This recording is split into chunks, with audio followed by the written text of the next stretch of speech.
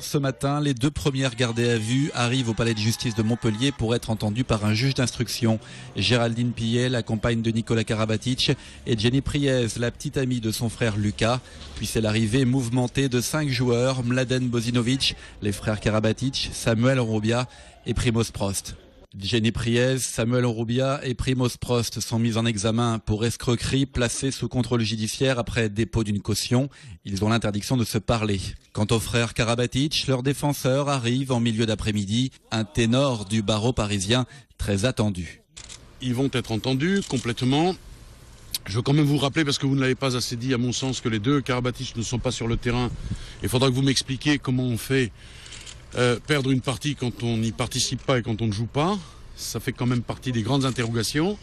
Et puis pour le reste, on ne va pas assurer complètement la défense de ces hommes devant les caméras, même si le procureur, quant à lui, est déjà requis devant vous. Merci, à tout à l'heure, messieurs. Pardon. Mais parmi les interpellés de dimanche soir, certains joueurs du Montpellier Handball ont été libérés après 24 heures de garde à vue. C'est le cas du gardien Michael Robin, de Wissem Mam et de Vít Kavtičník. En début d'après-midi, les deux premiers se sont présentés à l'entraînement au Palais des Sports René Bougnol. Peu après, en conférence de presse, le président du club a clarifié leur situation.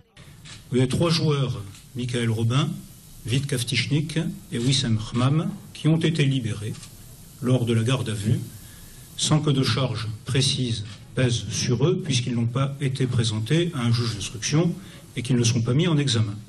Donc, nous sommes dans le respect de la présomption d'innocence avec nos salariés, et à partir du moment où la justice n'a rien à leur reprocher, je ne vois pas ce qu'on pourrait faire dans le cadre de l'exécution loyale de notre contrat de plus.